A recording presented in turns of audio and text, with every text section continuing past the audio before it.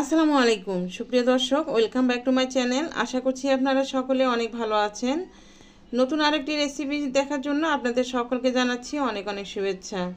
আমার আজকের রেসিপি জনপ্রিয় মিষ্টি হাড়ি ভাঙা মিষ্টি। এই রেসিপি খুব সহজভাবে শেয়ার করেছি। অনেকেই মনে করেন হাড়ি ভাঙা মিষ্টি তৈরি করতে অনেক কঠিন কিছু, কিন্তু আমি আজকে আপনাদেরকে খুব সহজভাবে দেখিয়ে দিব। আপনারা যদি আমার রেসিপি ফলো করে বাসায় ট্রাই করেন তাহলে কিন্তু খুব সহজভাবে এই মিষ্টি তৈরি করে নিতে পারেন। তো ভিডিওটি না টেনে পুরোটাই দেখবেন, আশা করছি আপনাদের কাছে অনেক অনেক ভালো লাগবে। আর যদি আমার রেসিপি আপনাদের কাছে একটু ভালো লেগে থাকে লাইক কমেন্ট করবেন, বেশি বেশি করে শেয়ার করবেন। আর আপনি চাইলে আমার চ্যানেলটি সাবস্ক্রাইব করে আমার সঙ্গে থেকে যেতে পারেন। তো এই মিষ্টিগুলো তৈরি করার জন্য আমি 2 লিটারের একটু বেশি দুধ নিয়েছি একটা পাতিলে, আর চুলায় গরম করতে দিয়েছি। দুধটা বলক আসতে আসতে আমি এই পাশে একটা মিশ্রণ তৈরি করে নেব।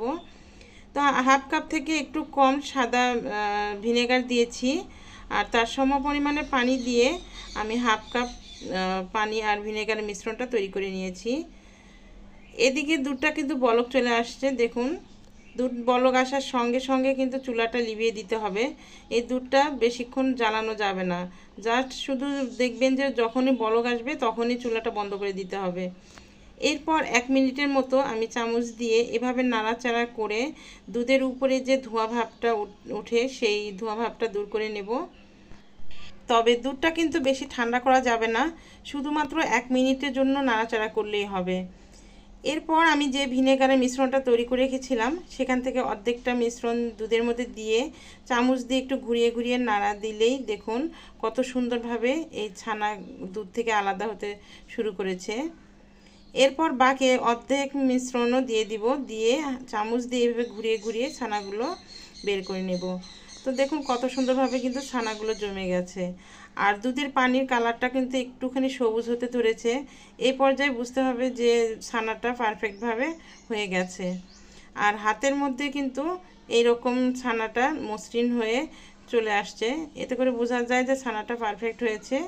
এবার এই ছানাটা আমি দুধের পানি থেকে আলাদা করে নেব। এজন্য একটা স্ট্যান্ডের উপরে একটা পাতলা কাপড় দিয়েছি, তার মধ্যে ছানাটা ঢেলে দিলাম। ছানার পানিটা ঝরে গেলে সঙ্গে সঙ্গে ঠান্ডা পানি দিয়ে এই ছানাটা ধুয়ে নিতে হবে। যেহেতু এটা ভিনেগার দিয়ে ছানাটা তৈরি করা হয়েছে, ভিনেগারের যদি কোনো কিছু ছানার মধ্যে থাকে তাহলে কিন্তু এই মিষ্টিটা খেতে তেমন একটা ভালো লাগবে না। এই জন্য ঠান্ডা পানি দিয়ে খুব ভালোভাবে ধুয়ে নিতে হবে।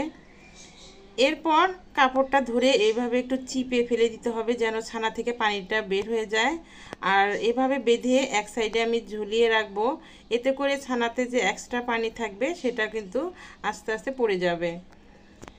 তো এই মিষ্টির যে শিরা তৈরি করব তার জন্য চুলায় একটি পাতিল বসিয়েছি, আর তার মধ্যে 2 কাপ লাল চিনি দিয়ে দিলাম। আমি লাল চিনিটা দিয়েছি, আপনারা যদি সাদা চিনি নেন সেই ক্ষেত্রে কিন্তু একটুখানি চিনি বাড়িয়ে দেবেন। আর 2 কাপ চিনির জন্য আমি দিয়েছি 8 কাপ পানি, আর পানি পরিমাণটা আমি একটু বেশি করে দিয়েছি, এতে করে পরবর্তীতে একটু সুবিধা হবে। তো চিনি শিরাটা বলক আসতে আসতে আমি এখানে মিষ্টির জন্য ছানাটা রেডি করে নেব। এই জন্য ছানাটা হাতের তালু দিয়ে এইভাবে ঘষে ঘষে এই ছানাটা মেখে নিব। অতিরিক্ত কিন্তু মাখানো যাবে না, তাহলে ছানা থেকে যদি ফ্যাট বের হয়ে যায় তাহলে এই মিষ্টিগুলো কিন্তু তৈরি করতে ভালো হবে না, সুবিধা হবে না। আর এই ছানার মধ্যে অতিরিক্ত কিছু দেওয়ার প্রয়োজন নেই, শুধু এই ছানা দিয়ে কিন্তু এই মিষ্টিটা খুব সুন্দর হবে। তো এই তো ছানাগুলো আমি খুব ভালোভাবে মেখে নিয়েছি। এরপর ছোট ছোট করে লেচি করে নিচ্ছি। তো মিষ্টিগুলো আমি একটু বড় করে বানাবো, তাই তো লেচিগুলো একটু বড় করে তৈরি করে নিচ্ছি। আর হাড়ি ভাঙা মিষ্টি একটু বড়ই হয় সাইজে।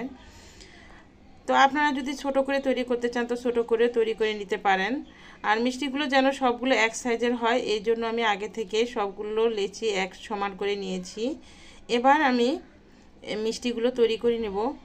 আর হাড়ি ভাঙা মিষ্টির শেপটা কিন্তু এরকমই হয়, এই জন্য আমি ঠিক এই সাইজে করে বানাচ্ছি। তো দেখতে থাকুন আমি কিভাবে মিষ্টিগুলো তৈরি করে নিচ্ছি। তবে যেভাবে বানান না কেন মিষ্টিতে যেন কোনো ক্র্যাক না থাকে, কোনো ফাটল না থাকে, সেদিকটা কিন্তু অবশ্যই খেয়াল রাখতে হবে। তো মিষ্টিগুলো আমি সবগুলো বানিয়ে নিয়েছি, আর এই মিষ্টিগুলো বানাতে বানাতে এদিকে শিরাটা বলক চলে আসছে। এবার আমি মিষ্টিগুলো চিনি শিরাতে দিয়ে দিলাম। আর চুলা হাই হিটে রেখে কিন্তু এই মিষ্টিগুলো রান্না করে নিতে হবে। প্রথম থেকে শেষ পর্যন্ত কিন্তু এই চুলা হাইয়ে রেখে দিতে হবে, চুলা কম বেশি করা যাবে না চুলার পাওয়ারটা। তো এভাবে আমি ঢাকনা দিয়ে ঢেকে 5 মিনিটের জন্য রান্না করে নিব। আর মাঝে মধ্যে একটু ঢাকনাটা তুলে দিতে হবে যেন শিরাটা বলক এসে না পড়ে যায়। তো 5 মিনিট রান্না করে নেওয়ার পরে আমি কিন্তু এখানে একটু নাড়া দিয়ে নিয়েছিলাম, তো সেটা ক্যামেরা বন্দি হয়নি। তো একটু নাড়া দিয়ে আমি ঢাকনা দিয়ে ঢেকে আরও 5 মিনিট রান্না করে নিয়েছি। তো 10 মিনিট রান্না করে নেওয়ার পরে পানিটা মানে চিনির শিরাটা অনেকটা কমে গেছে, এই জন্য আমি এখানে 1 কাপ গরম পানি দিয়ে দিলাম। অন্য চুলায় গরম পানি বসিয়েছিলাম, একদম ফুটন্ত গরম পানি কিন্তু দিতে হবে।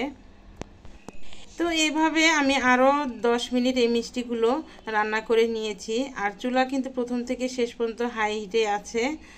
আর আমি প্রথমে পানি পরিমাণটা বেশি করে দিয়েছিলাম, তাই তো পরে আর বেশি পানি অ্যাড করতে হয়নি, শুধুমাত্র 1 কাপ গরম পানি অ্যাড করেছি।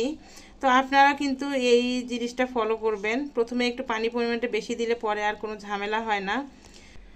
তো এই মিষ্টিগুলো আমার হতে 25 থেকে 30 মিনিটের মতো সময় লেগেছে, যেহেতু মিষ্টির সাইজটা একটু বড় ছিল।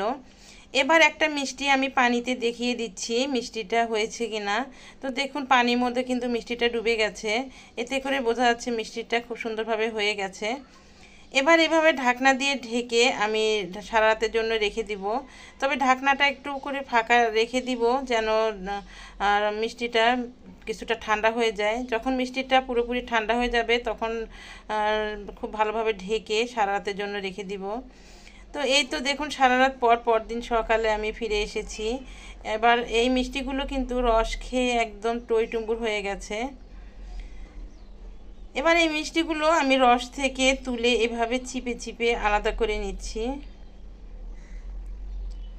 আর দেখুন আলহামদুলিল্লাহ মিষ্টিগুলো কিন্তু খুবই সুন্দর হয়েছিল, একটুও মিষ্টিগুলো কিন্তু ফাটেনি। তো আলহামদুলিল্লাহ এই মিষ্টিগুলো খেতে অনেক অনেক মজা হয়েছিল, আপনারা বাসায় অবশ্যই ট্রাই করবেন। এবার এই মিষ্টিগুলো মালাইয়ের মধ্যে দেওয়ার জন্য আমি চুলায় একটি পাতিল বসিয়েছি।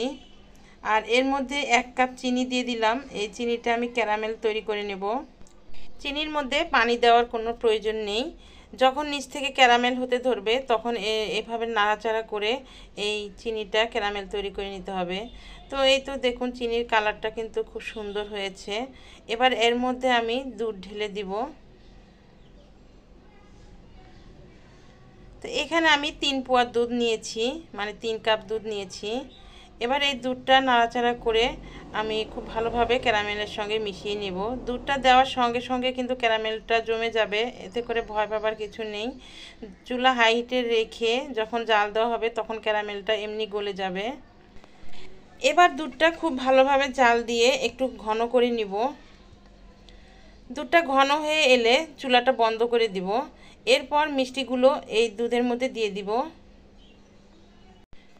মিষ্টিগুলো দুধের মধ্যে দিয়ে একটা স্প্যাচুলা দিয়ে এভাবে একটু চুবিয়ে দিব। মিষ্টিগুলো দুধমালাইয়ের মধ্যে রেখে ঢাকনা দিয়ে ঢেকে সারা দিনের জন্য এভাবে রেখে দিব। এই মিষ্টিগুলো বানাতে গেলে কিন্তু 2 দিন সময় লাগে। মিষ্টির দোকানে ময়রারা সাধারণত কিন্তু এই কাজটাই করে থাকে, হাঁড়ি ভাঙা মিষ্টি বানাতে 2 দিন সময় লাগে। এই তো বিকেলবেলা আমি মিষ্টিগুলো আপনাদের সামনে নিয়ে এসেছি, দেখুন মিষ্টিগুলো কত সুন্দর হয়েছে মাশাআল্লাহ। মিষ্টিগুলো দেখতে যেমন সুন্দর হয়েছে, খেতে কিন্তু আলহামদুলিল্লাহ অনেক বেশি মজা হয়েছিল। এবার এই মিষ্টিগুলো গড়ানোর জন্য আমি ইনস্ট্যান্ট একটা মাওয়া তৈরি করে নেব। এই জন্য একটা বাটির মধ্যে 2 চামচ গুঁড়া দুধ দিয়ে দিলাম, তার সাথে একটুখানি ঘি দিয়ে দিলাম। এবার ঘিয়ের সঙ্গে গুঁড়ো দুধ খুব ভালোভাবে ময়ান দিতে হবে। ঘি আর গুঁড়া দুধ যেন খুব ভালোভাবে মিশে যায়, একটু যেন দানা দানা না থাকে, এভাবে কিন্তু মিশিয়ে নিতে হবে। মেশানো হয়ে গেলে আমি মিষ্টিগুলোর উপরে এভাবে দিয়ে দিচ্ছি। আপনারা চাইলে মাওয়ার উপরে মিষ্টিগুলো গড়িয়ে নিতে পারেন। তো এই তো তৈরি হয়ে গেল আমার হাঁড়ি ভাঙা মিষ্টি, খুব সহজভাবে আপনাদের সঙ্গে শেয়ার করেছি। তো রেসিপি কেমন হয়েছে অবশ্যই কমেন্ট করে জানাবেন, ভালো লাগলে সাবস্ক্রাইব করে সঙ্গে থাকবেন। আর যে বন্ধুরা সাবস্ক্রাইব করেছেন আপনাদেরকে অসংখ্য অসংখ্য ধন্যবাদ জানাচ্ছি। ধৈর্য ধরে এতক্ষণ ভিডিও দেখার জন্য আপনাদেরকে অনেক অনেক ধন্যবাদ। তো ফ্রেন্ডস, আজকের মতো এই পর্যন্তই। দেখা হবে আবার নতুন কোনো এপিসোডে। সে পর্যন্ত সবাই ভালো থাকবেন, সুস্থ থাকবেন, সকলকে ভালো রাখবেন। আল্লাহ হাফিজ।